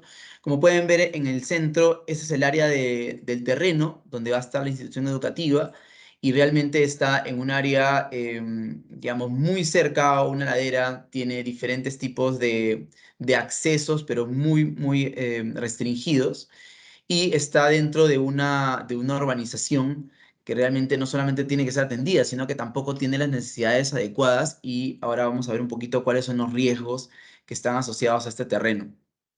En primer lugar, a nivel de evaluación del contexto, que es parte de las innovaciones y las directrices que nosotros brindamos a las casas de diseño, es poder entender de qué manera podemos llegar al terreno. Vemos que hay una gran avenida y solamente dos vías de acceso, en las cuales nosotros podemos llegar a poder entablar un relacionamiento con el terreno, y está en una zona en la que está en plena expansión urbana. Hay unas zonas que también están, digamos, con terrenos baldíos, terrenos vacíos. Alrededor inmediatamente del terreno también tenemos espacios como una canchita de fútbol, espacios vacíos que también podrían tener un tipo de mejora en el relacionamiento que tiene la escuela, y también ver de qué manera se está orientando el sol para que podamos nosotros brindar un adecuado emplazamiento de los pabellones. Se suma a esto que nosotros podamos identificar qué hay alrededor del terreno y cuál es la identidad local. si hay diferentes tipos de edificaciones, si hay muros ciegos, si hay viviendas, cómo usa la gente las viviendas, cómo usa la gente el espacio alrededor, y de esa manera nosotros poder responder con un diseño correcto a ese tipo de condiciones. La infraestructura del sitio es importante analizarla y actualmente tenemos una infraestructura existente, ¿no? Que es este espacio que está ahí, y teniendo esas condiciones y teniendo una topografía también en pendiente en diferentes sentidos, no solamente desde la cota 0 hasta la más alta, sino también de manera transversal.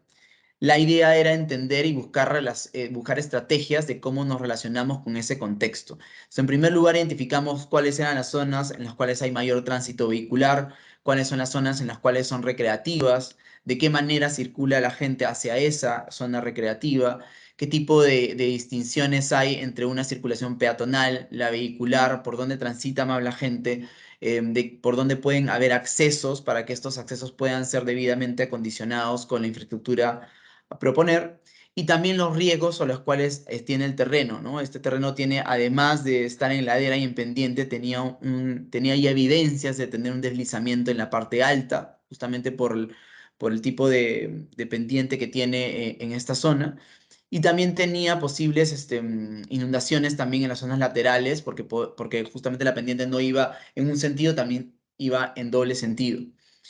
¿Y de qué manera nosotros podíamos responder a esto? Entonces trabajamos en conjunto con la casa de diseño, trabajamos en conjunto con estas directrices siguiendo las bases de diseño, y podemos abordar con una opción, por ejemplo, de una manera adecuada, de mantener la infraestructura existente, buscar relacionamiento de entradas o de salidas hacia áreas recreativas que son parte del contexto y que usa la comunidad, y también brindar hacia la parte de mayor circulación espacios abiertos que no tengan necesariamente, digamos, al tener muros ciegos o al tener vivienda, puedan relacionarse directamente con áreas recreativas de la misma institución educativa, pero que también la comunidad los puede usar en determinado momento.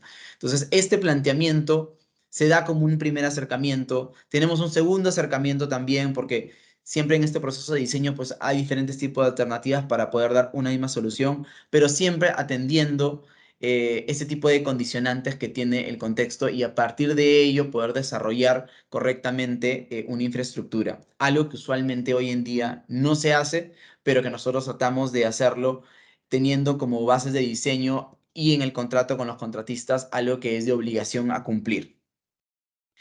Otro punto importante que nosotros tenemos es de qué manera nos relacionamos con las comunidades. Y un primer relacionamiento con las comunidades educativas, es decir, los docentes, los alumnos, los directores, los padres de familia, las organizaciones que justamente están resguardando la educación de los niños y adolescentes de la zona, es haciendo visitas institucionales en todas las regiones, visitando, impartiendo un poco conocimiento acerca del nuevo modelo, generando confianza con ellos, mostrando los avances, el programa, el progreso que está teniendo el proyecto, y mostrando también avances en el diseño. Y de una manera mucho más regular, teniendo reuniones de socialización, sean virtuales o sean presenciales, con todas las comunidades educativas.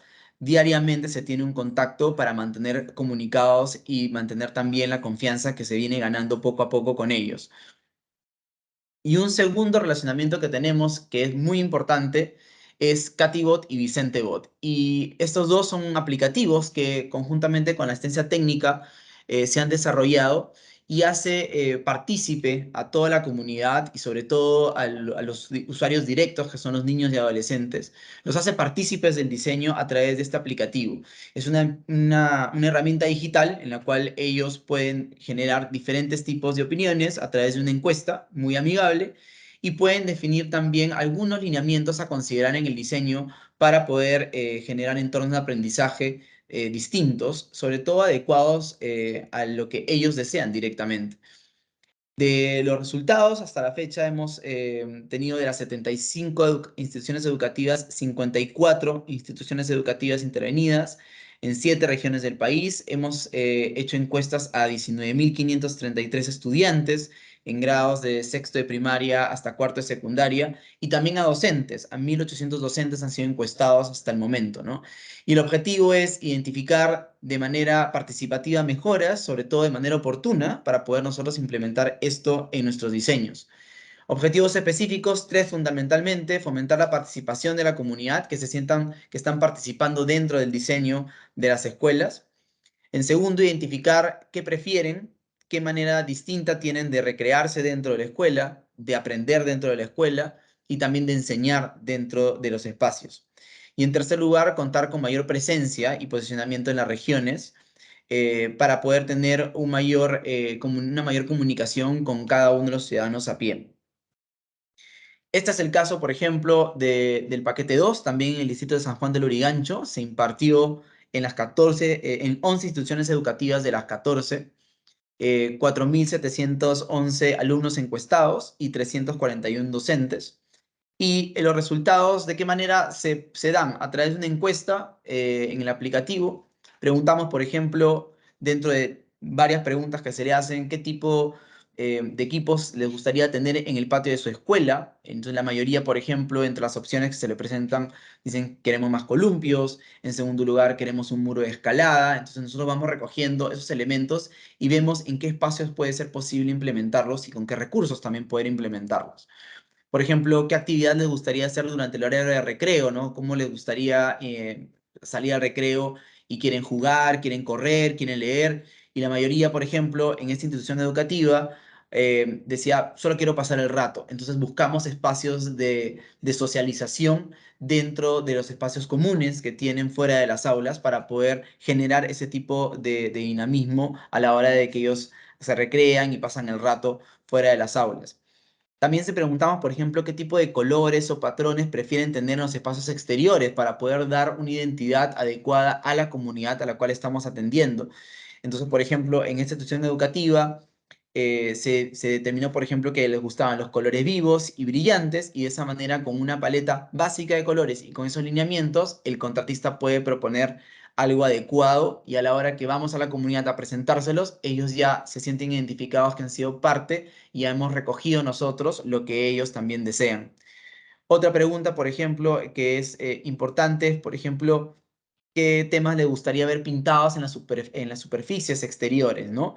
Como por ejemplo imágenes relacionadas a su identidad escolar, o imágenes relacionadas a la educación o a la cultura de cada una de las regiones, y en su mayoría en Lima eligieron, por ejemplo, en esta institución educativa, imágenes relacionadas con la educación, ¿no? Como símbolos matemáticos, símbolos de deportes, insignias, logros que ellos podían tener, y eso se ve también reflejado en los diseños.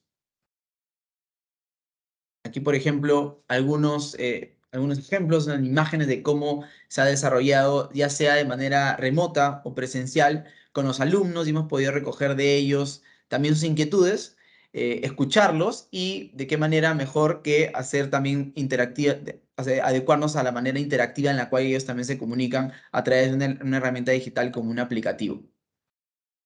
Los resultados de esta institución educativa en el paquete 2 fue que los alumnos prefieren estudiar en aulas tradicionales y ser dirigidos por el maestro, ¿no? Los docentes encuestados también apoyan este seguimiento de una manera más tradicional, y también obviamente eso es considerado porque está dentro de las posibilidades que nosotros podemos atender. Alumnos y profesores, por ejemplo, consideran que la mejor forma de estudiar es sentado, y ello muestra la falta de experiencia previa en espacios de aprendizaje diversos. Y ahí también está el reto de nosotros poder también impartir algo y comunicar también de manera correcta cuáles son los espacios que nosotros estamos brindando.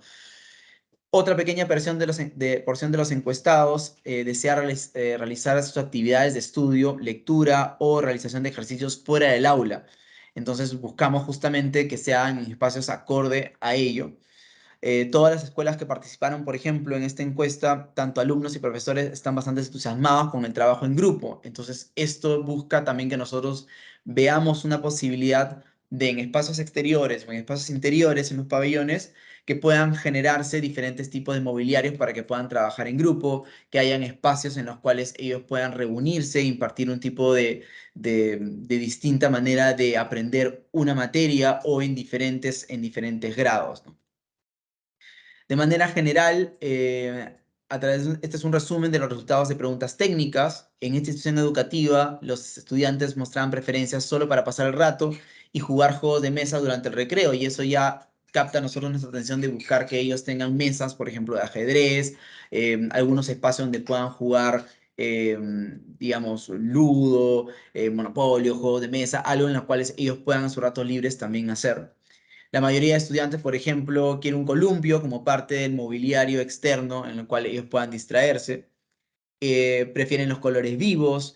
La gran mayoría, por ejemplo, tiene una gran disposición y capacidad para reciclar y plantar árboles, lo cual también hace que nosotros busquemos ese tipo de paisajismo de una manera distinta a la convencional, en la cual no solamente tengas un espacio de gras, sino en el cual puedas generar un biohuerto, tengas distintos árboles con distintas especies donde ellos puedan investigar, y eso forma parte del expediente técnico también. Y finalmente, los estudiantes en su mayoría prefieren implementar en el pintado de murales con temáticas de imágenes de identidad escolar y cultura, mientras que los docentes prefieren imágenes sobre identidad escolar. Y eso capta la atención para nosotros poder generar también superficies en las cuales estén adecuadas a que ellos puedan también proponer, nosotros también poder sumarnos de repente a la propuesta y puedan ellos desarrollar ese tipo de imágenes y murales en los cuales están también queriendo institución educativa. Finalmente, estas son dos particularidades que estamos haciendo en el PIP, pero también quiero sumar a que ustedes también escuchen otras voces directas de quiénes son los que realmente son partícipes y beneficiarios directos, y para eso tenemos un pequeño video, y con eso quisiéramos cerrar la presentación.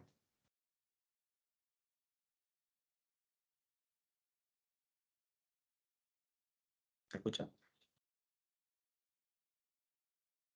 No se escucha. ¿Ah, no se escucha? No. Ahora, un segundo.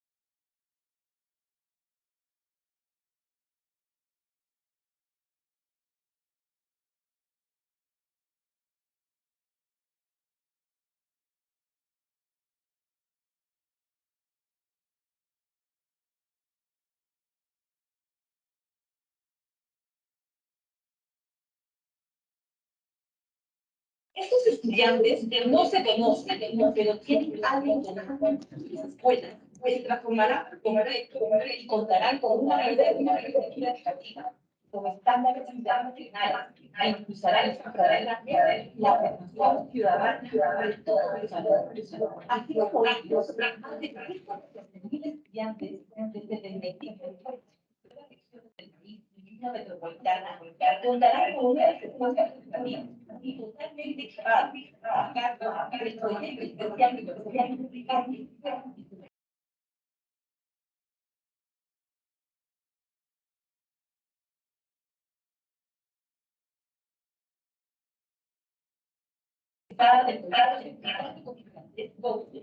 El marco de la Estamos aquí para ayudar a integrar las 75 escuelas secundarias con la más alta calidad en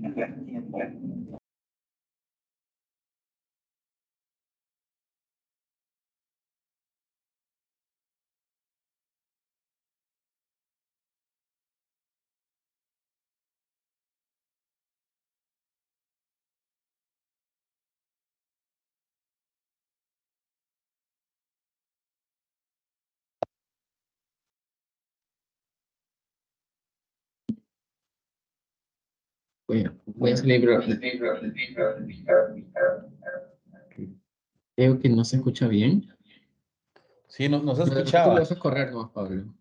COULU, coordinamos los procesos de procura, y en octubre culminamos con la suscripción de los contratos para la ejecución de nuestros 75 proyectos, por lo que ya iniciamos el proceso del diseño de todas nuestras escuelas que serán entregadas en 2024. 75 nuevas escuelas totalmente equipadas, 5 catálogos de escuelas modulares que permitirán el diseño, construcción e implementación de aulas y otros ambientes adaptados a las diferentes condiciones bioclimáticas del país. Transferencia de conocimientos, transparencia de los procesos, práctica cero corrupción. Venimos realizando reuniones participativas en diversas regiones del país y en distritos de Lima Metropolitana, donde compartimos con las comunidades educativas los avances y estados de sus proyectos. También recogemos sus aportes y necesidades para poder así entregar una infraestructura de calidad, que no solo sea una escuela, sino también un centro cívico de uso para toda la comunidad. Gracias Ministerio de Educación y Escuelas Bicentenarias por construir un nuevo colegio para nosotros. Nuestro compromiso es con ellos. Ministerio de Educación. Bicentenario del Perú, 2024. Siempre con el pueblo. Gobierno del Perú.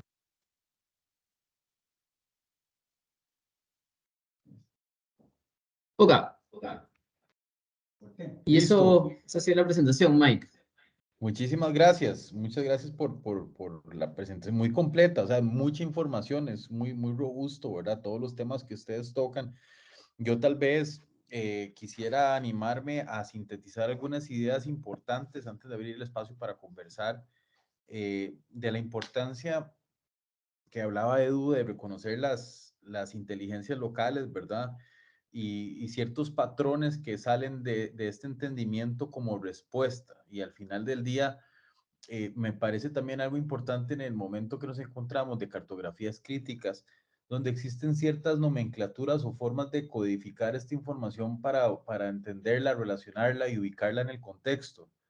Yo creo que esas cosas son bien importantes. También algo que hablaba Edu de manera de procesos y de investigación es algo que Teddy Cruz y Fona Forma en algún momento nos compartieron en este espacio, que es lo que ellos mencionaban, la humildad epistemológica, ¿verdad? De esta noción de verdaderamente reconocer en el lugar sus fortalezas, sus oportunidades y que las herramientas que tenemos son facilitadores de procesos, pero no más que eso, ¿verdad? No pueden estar por encima de los intereses, del bienestar y las necesidades de una comunidad. Entonces creo que por ahí hay cosas muy importantes que vale la pena reconocer y poderlas contextualizar o aterrizarlas en una explicación contextual. En el contexto están, la cosa es más bien cómo poder narrar bien esa historia para tener un pensamiento crítico sobre el territorio.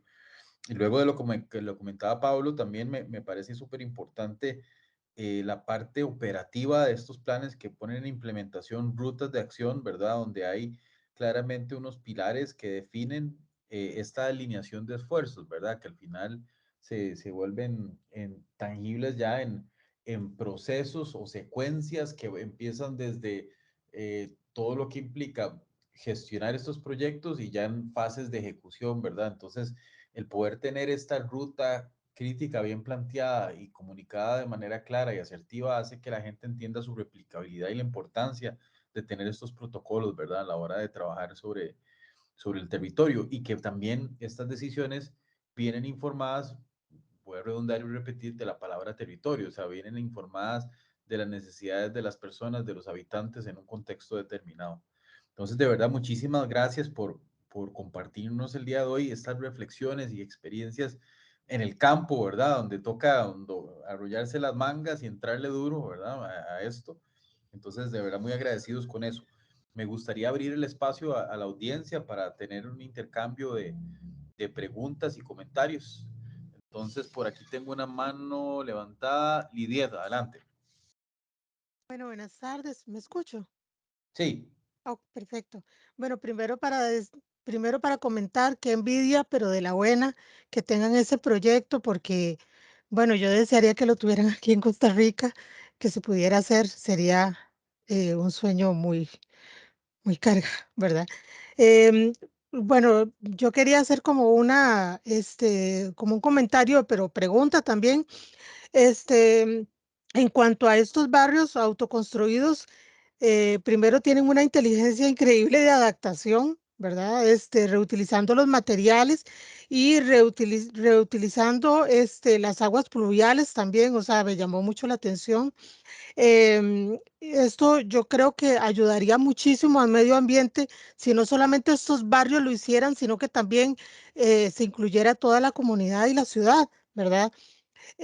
Si a estos barrios se les abordara de una manera diferente para que ellos pudieran, em, no sé, cambiar esa cara nada más, porque yo pienso que es como cambiar la cara y poder lograr un poquito más de que ellos se vean como más, no sé, aquí digamos, uno puede decirlo como en Costa Rica, uno diría que es como los barrios marginales, los barrios que están apartados, los que no quieren ver y cómo si se les abordara diferente podrían cambiar esa cara y más bien la comunidad los volvería a ver como, wow, son un ejemplo a seguir, ¿verdad? ¿Cómo podría uno o cómo podría como arquitecto lograr que esa cara a esa comunidad les cambie? Sí, en primer lugar, muchas gracias ahí, Lidiet, por el comentario. No sé no sé cómo, no sé si es cómo cambiamos la cara o es en realidad la pregunta si nosotros como profesionales ponemos en nuestra agenda el trabajar con comunidades, ¿no? El trabajar en barrios autoconstruidos. Eso creo que es lo primero, el poder tener esa apertura, porque nosotros, yo entendería que somos los principales medios para poder entender primero cómo está constituido un barrio y posteriormente, sin llegar al punto de romantizar el escenario, es identificar si es que existen algunas medidas, mecanismos, dispositivos que mañana más tarde se puedan escalar en otros territorios. Porque también me ha pasado que he visitado algunos otros lugares donde la verdad es que si fuese un urbanista es mejor cambiar por completo. Pero sin embargo, existen sí otros lugares que a medida que ha ido pasando el tiempo se han ido consolidando y como repito, se han generado inteligencias locales que esas sí valen la pena escalar y yo me imagino que si a la base empírica que tiene se le suma un conocimiento técnico, puede ser mucho más robusto y mejor desarrollado esos dispositivos de adaptación. Y lo primero que diría al bloque de estudiantes es como trabajar en los lugares, ¿no? Trabajar con los barrios.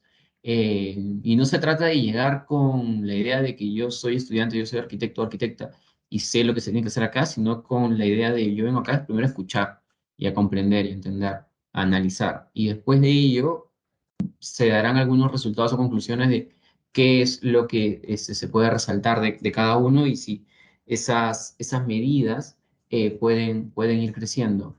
Y yo creo que cuando se sume justamente esa base empírica con un bloque técnico, es que ahí se puede generar ese embellecimiento que entiendo era como Ujú, lo querías sí, mencionar claro. de los barrios, ¿no? De todos los Bueno, barrios, ¿no? gracias. Ujú. Gracias a ti. ¿Alguna otra pregunta o comentario? Profe, yo sí tengo un comentario y ¿Quién, es como, quién es, perdón? ¿Ah? ¿Quién está hablando? Es que no lo veo activado aquí el micrófono. Adriana es. Adriana, soy. Ah, sí, dale, perdón. Sí, bueno, quería hacer el comentario a Eduardo de los asentamientos autoconstruidos y me pareció que es muy interesante lo que hicieron en Mumbai, que construyeron básicamente el lugar en la segunda planta. Y me pareció interesante porque en las noticias el año pasado se vio que acá en Costa Rica casas que sí son, por así decirlo, formales, están construidas en la primera planta y o sea, por las grandes precipitaciones que hay acá, o sea, se inundaron todos los hogares, la gente perdió todo, entonces me parece como súper inteligente estos barrios informales que lograron hacer eso, y casas acá en Costa Rica que sí son como formales no han logrado hacer eso. Entonces eso sí me pareció muy interesante y muy inteligente.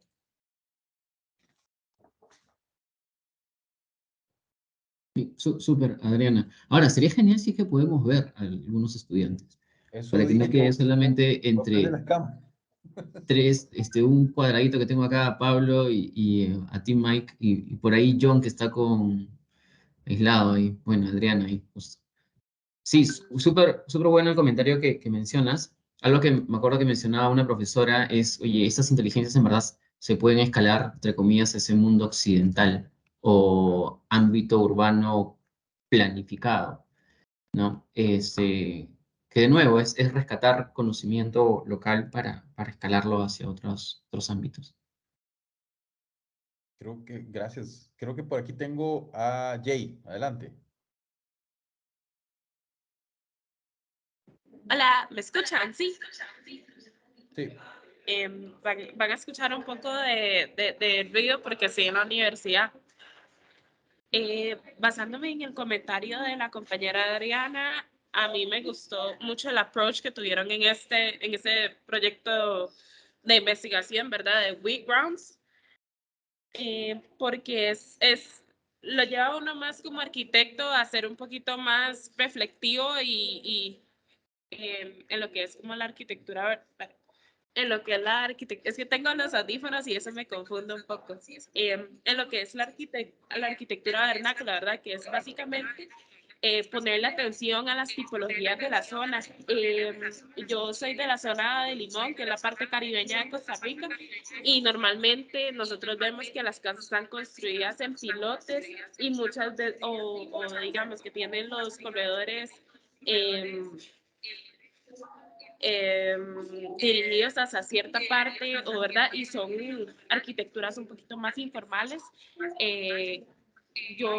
Bueno, me gusta mucho esta parte, perdón, la olla, que uno nota muchas veces antes de que estudiaran los arquitectos, muchas de estas prácticas se dan porque la gente o los habitantes de la zona le pusieron atención, ¿verdad?, a los comportamientos de la zona. Entonces, que nosotros como arquitectos nos pongamos como en ese mismo pensamiento, en ese mismo rumbo, en vez de llegar y ponernos en una zona, me parece que es algo que se puede respetar bastante. Disculpen la bulla. Thank you.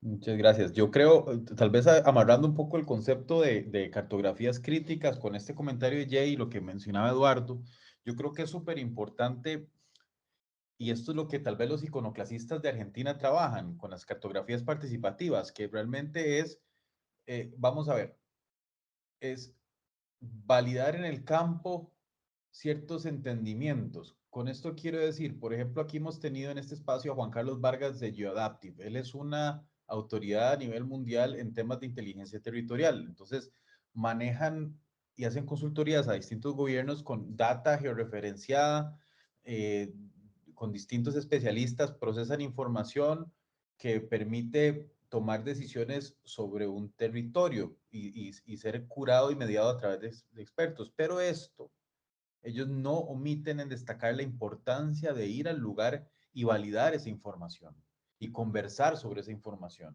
y entender cuáles son esos patrones geoespaciales que se están dando. Entonces, reconocer en el sitio las inteligencias que se dan en el sitio, las oportunidades que hay y cómo esto se representa gráficamente es algo que a nuestra disciplina nos compete y es súper importante buscar formas de cómo representarlo, de cómo curarlo, de cómo presentarlo. Entonces yo creo que esta parte es importante y también, no sé si notaron en el trabajo tanto de Pablo como Eduardo, lo que presentan es contundente a nivel gráfico, ¿verdad? Hay un esfuerzo importante en la gráfica de poder transmitir esta información con elocuencia. Adelante, Sofía. Profe, Sofía me dijo que tiene problemas con el micrófono y que puso la pregunta por el chat. Ah, ok, perfecto, ya la vamos a leer. Vamos a ver, Uy, yo no la veo. ¿Alguien la está viendo? ¿Alguien la podría leer? ¿En el chat de WhatsApp será? ¿O dónde? Me dijo que la iba a poner acá por Teams. Teams, es que ya me metí aquí en chat. Yo no la veo.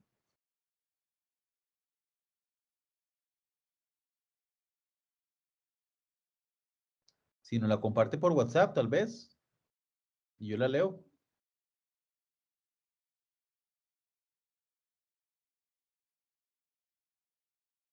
No sé si habrá otra pregunta o comentario mientras tanto.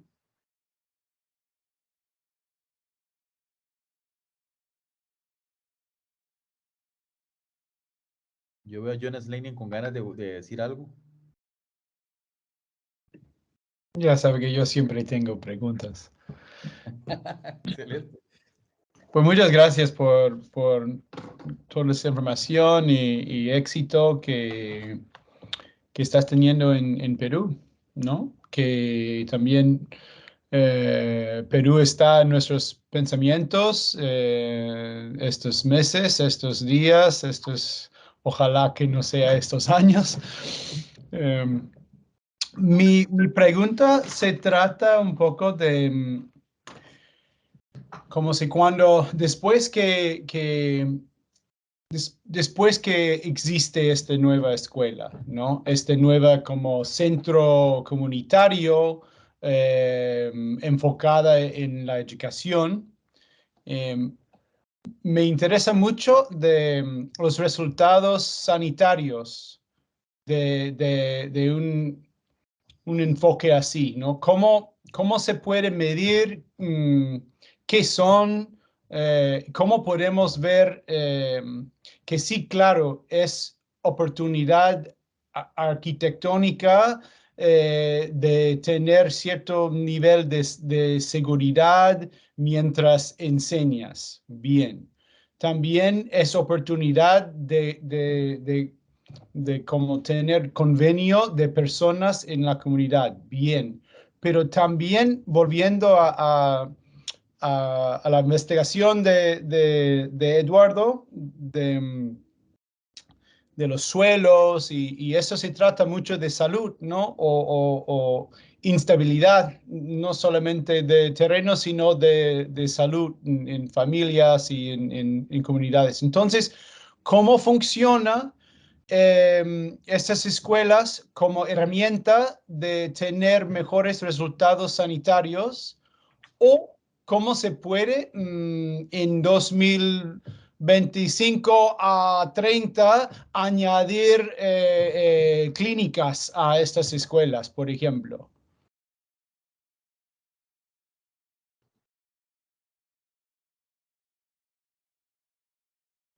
Pablo, yo comento algo chiquito y de ahí tú sumas. Sí, sí, claro. Ok. En primer lugar, John, genial verte de nuevo. Qué bueno que estés acá en la sala. Es interesante la pregunta porque muchas veces en el sector público nos abocamos solamente en mirar la escuela como un desarrollo de un proyecto de inversión nada más, con una tabla de Excel, ¿no? Pero, y que funcionen los números, los tiempos, los costos. Pero cuando ya lo que estamos buscando en Escuelas Bicentenario es poner también al usuario en el principal punto, ¿no? Y entender las dinámicas que va a tener dentro de la escuela, y entender también que la escuela va a ser un centro cívico. En un sábado, un domingo, cuando no hay clases, también pueden ir. Entonces, creo que ese valor de equipamiento público o infraestructura pública para la sociedad ya de por sí suma en esa calidad o bienestar de los ciudadanos que están alrededor. Y si lo vinculo un poquito más con lo que mencionabas de el ámbito sanitario, que también entiendo que lo llevas por un ámbito de salud pública, si comparamos o vemos los otros colegios a nivel nacional, otros colegios públicos, nuestro déficit o brecha o carencias que tenemos es muy grande. Los baños quizás son los lugares más, por usar un término suave, infelices o tristes o complejos o difíciles que podemos tener, ¿no? y el hecho de llevar una nueva escuela, llevar una escuela con mejores espacios educativos, con al menos tener una barra afuera con que te lavan las manos, y luego los baños más independientes, eso genera, además de que ayuda en el ámbito sanitario y en la salud pública, también refuerza el bienestar de cada uno de los estudiantes y de las comunidades, ¿no? Yo creo que es un pequeño valor que por ahí suma. No sé, Pablo, también si deseas agregar sobre eso.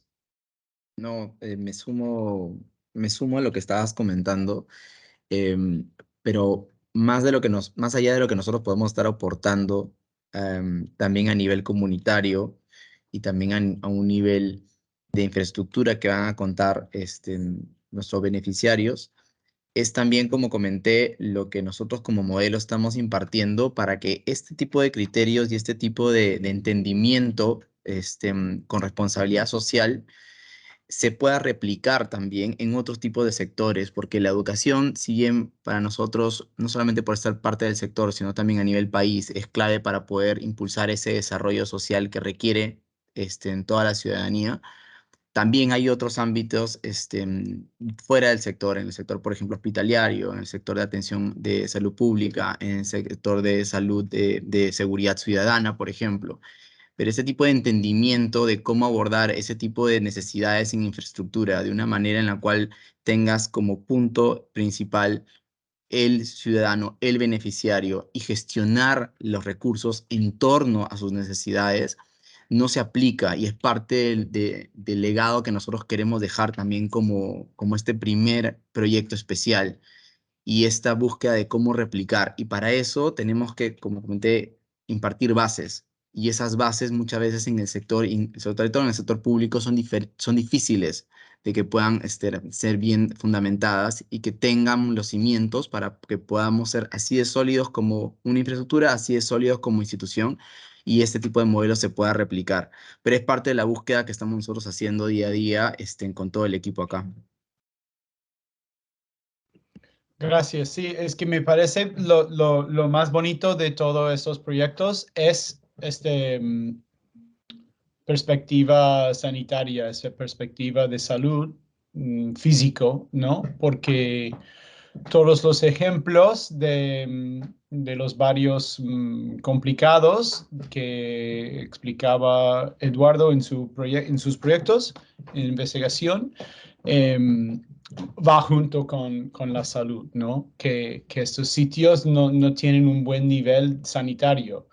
Y si se entra especialmente baños y cocinas y cosas así, me parece lo más bonito de esos proyectos, que entras en una zona y planteas de perspectiva que un arquitecto puede, junto con la comunidad, hacer una escuela para tener resultados sanitarios. Esto me parece como el truco del siglo XXI. Sí, y Bueno, sabes que, John, hay unos temas ahí que yo siento que hoy más que nunca a nivel técnico están brincando, que son importantes atender. Obviamente uno que siempre ha estado latente es el manejo del agua en todas sus dimensiones, ¿verdad? Pero el aire, la calidad del aire es otro que se está volviendo cada vez más incisivo dentro del punto de vista técnico. Entonces nosotros como facilitadores técnicos poder defender la calidad del agua, del aire y lo que hacemos con el agua y lo que hacemos con el aire se vuelve importante. Entonces les cuento, este cuatrimestre nuestros estudiantes van a trabajar espacio público y ahorita están desarrollando un modelo de justicia espacial para entender las cartografías, hacer cartografías en el territorio basado en ese modelo. Pero hay algo que a veces se le llama resiliencia climática, etcétera, pero creo que hay que profundizar un poco más allá ya de esos conceptos, ¿verdad? Y probablemente estas calidades, ¿qué significan? O sea, cuando yo voy a un territorio, ¿cuáles son las condiciones del agua? ¿Cuáles son las condiciones del aire? Por ejemplo, ¿verdad?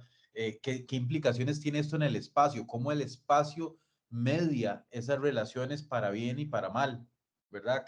¿Cómo nos manifestamos? ¿Cuáles son esas formas de apropiación?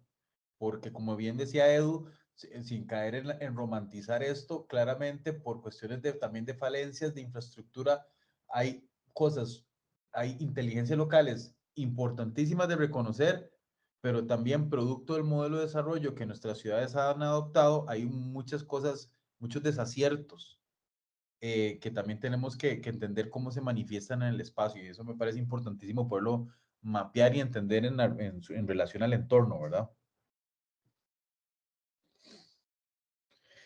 Bueno, bueno, perdón, aquí tenía una pregunta de la compañera, ya como para ir cerrando, para no quitarles más tiempo a Edu y a Pablo, que yo sé que andan ocupados. Vean, aquí me plantea una pregunta Sofía Azúa, dice, en la presentación se menciona cómo se busca que el modelo pueda ser replicable para ser usado en diferentes comunidades.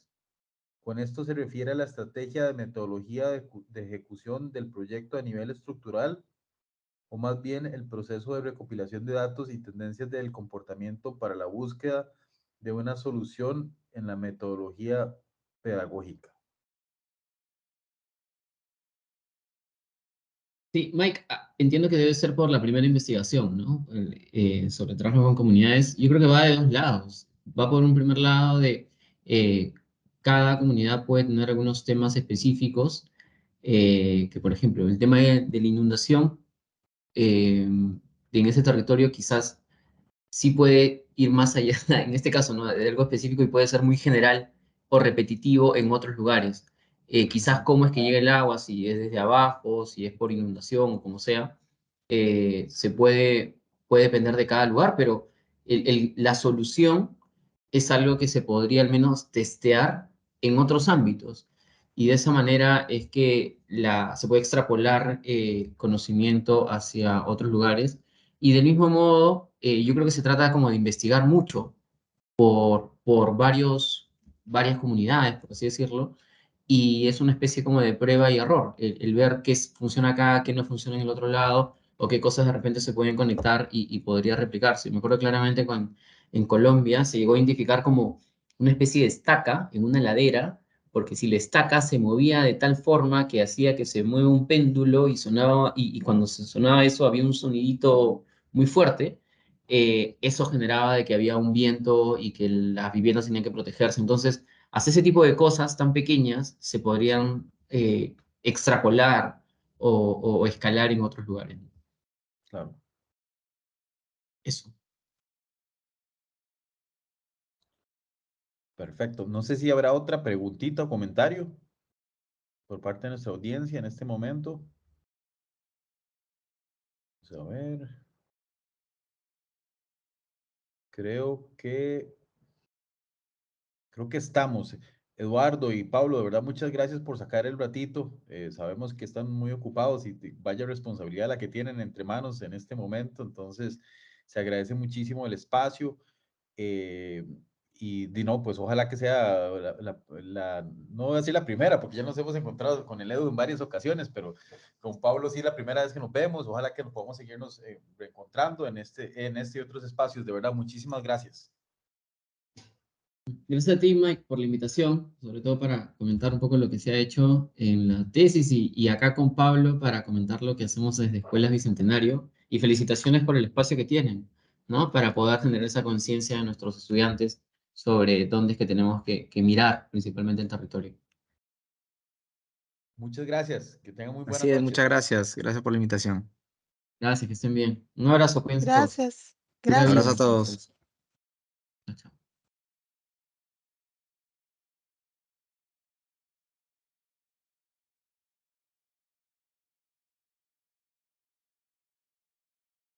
Bueno, nosotros seguimos por aquí.